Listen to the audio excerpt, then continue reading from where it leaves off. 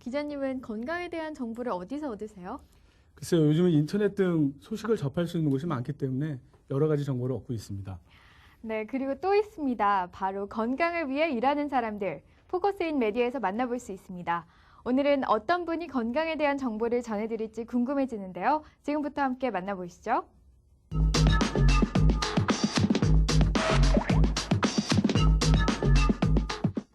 우리나라 전체 인구의 80% 이상이 고통을 호소하는 척추질환. 신경외과 전문의 홍현종 박사를 통해 건강한 척추 지키는 방법을 들어봅니다. 경기도 수원의 한 척추 전문 병원. 이곳에는 천진한 표정의 신경외과 의사가 있습니다. 안녕하세요. 네, 안녕하세요. 어땠어요? 잘 잤어요? 네. 어제 여기 조금 땡긴다 그러는 건 어때? 조금? 네. 저린 거는? 전에 그 느끼던 통증 같은 거 그거는 다 없어진 것 같고. 네, 됐어. 자칫 딱딱하고 두려움의 대상이라 생각할 수 있는 척추 질환의 이미지를 탈피시키기 위해 병원 곳곳을 돌아다니며 환자를 돌보는 홍 원장. 직원들에게까지 세심한 관심을 보여주는 그는 병원의 젠틀맨으로 통합니다. 저희 원장님은 이제 외모에서도 풍기지만 항상 다정다감하시고요. 항상 웃는 상으로 저희 직원들이나 환자분을 대해주시니까 저희 직원들도 일하기가 편하고 진료받는 환자분들도 편안하게 진료를 받을 수 있는 것 같고요. 편안한 마음과 스트레스가 제로일 때 가장 큰 치료 효과를 나타낼 수 있다고 믿는 홍현종 박사. 의사생활 10년이 지난 지금도 그가 지켜오는 신념입니다. 항상 허리가 굽어있는 노인들을 볼 때마다 또는 오랜 직장 생활로 요통을 호소하는 주변인들의 말을 듣고 더 이상 사람들이 아프지 않았으면 좋겠다라는 생각이 그의 시작이었다고 하는데요. 그가 척추질환 전문의가 되기까지의 이야기를 들어봅니다. 안 아프시니까 좋잖아요.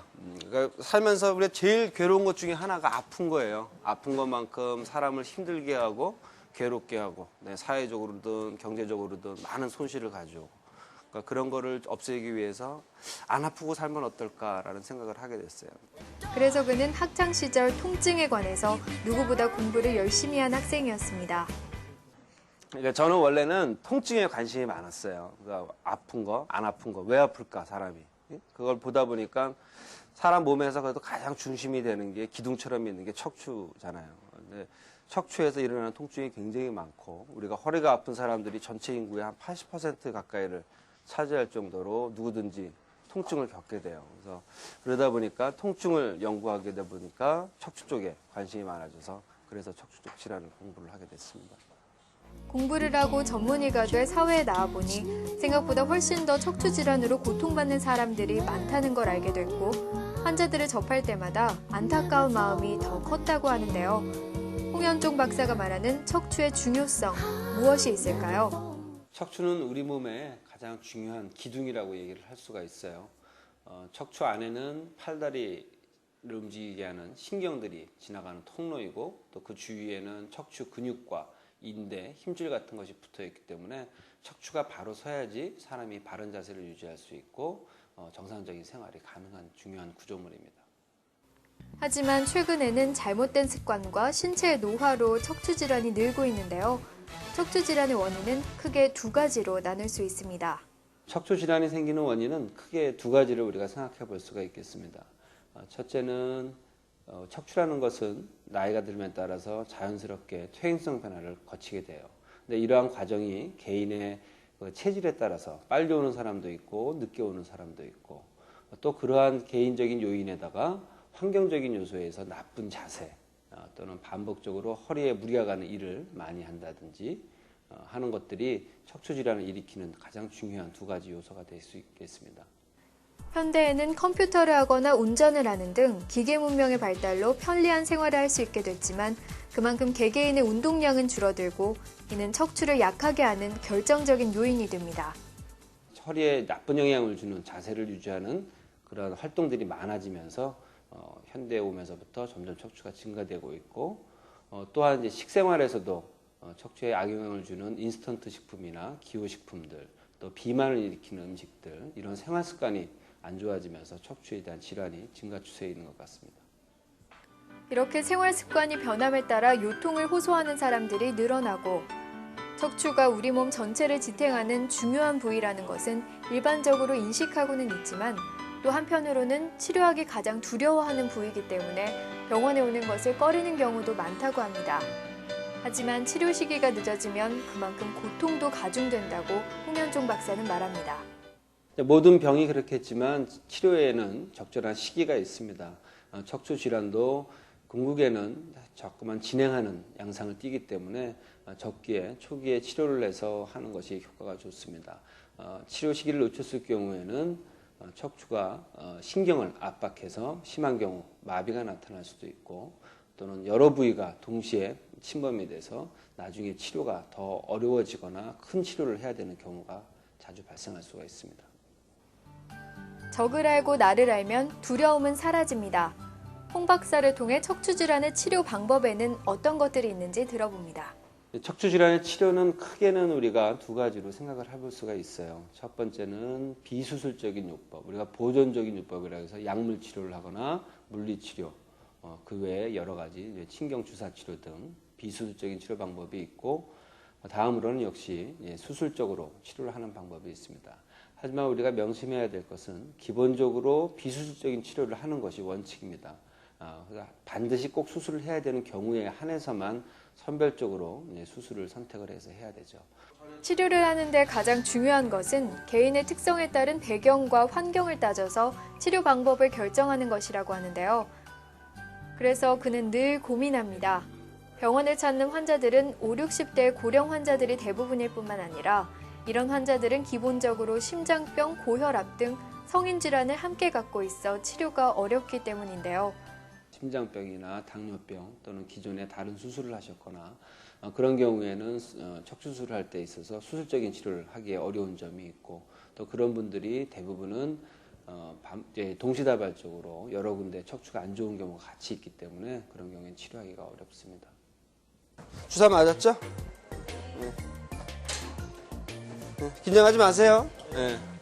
잘 되실 거예요. 걱정하지 마세요.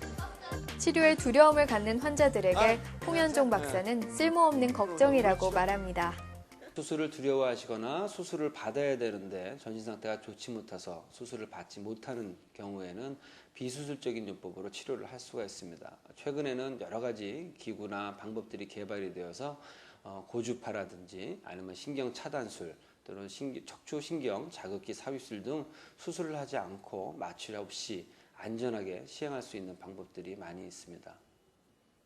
고령이거나 심장병 등 다른 전신 건강 상태가 좋지 않아 수술을 할 수 없는 경우 또는 척추 수술 후에도 후유증 등으로 지속적인 통증이 있는 경우 등에 사용할 수 있는 고통 없는 비수술적인 요법들. 이것이 바로 홍현종 박사가 추구하는 안전한 척추 질환 치료법입니다. 비수술적 요법에는 여러 가지가 있는데 그중에 가장 기본적으로 사용하는 방법 중에 하나가 신경 차단술입니다. 척추에 문제가 있어서 신경을 압박할 경우 신경 주위에 염증이 생기고 이래 인해서 통증이 유발이 되기 때문에 그러한 통증 유발 물질을 깔아앉혀주고 염증을 잠재우는 특수한 약들을 써서 예민해져 있는 신경 주위에 주사할 수 있는 방법입니다. 이러한 방법들은 대개 5분에서 10분 정도면 치료가 가능하고 입원이나 마취 같은 것이 필요 없기 때문에 연세가 많으신 분들도 얼마든지 가능한 치료법이고요. 그 외에도 고주파를 이용을 해서 디스크 내부에 고주파 열선을 넣어서 균열이 된 디스크를 응축시켜주거나 더 진행되는 것을 방지해주는 방법 등이 있어서 초기 디스크가 완전히 탈출되기 전에 변성이 심하게 일어나기 전에 치료를 해서 더 이상 나빠지는 것을 막을 수 있는 방법이 있습니다. 아침에 일어나 허리를 굽히거나 움직이기 힘들고 같은 자세로 오래 앉아있기조차 버거워하는 경우에는 디스크에 변성이 생기면서 이를 감싸고 있는 섬유태에 균열이 생기는 것이 원인인데요. 이에 따라 비정상적인 신경이 자라들어와 만성적인 허리 통증을 일으키게 됩니다. 이런 경우에는 미세 주사 바늘을 이용해서 고주파 열선을 디스크 내부에 삽입하고 90도의 열을 수분 동안 가해줌으로써 균열된 섬유태를 수축시키고 자라들어온 이상신경을 제거해줌으로써 만성 요통을 해결할 수 있습니다. 생각보다 아주 편안하게 제가 지금 받았던 것 같아요.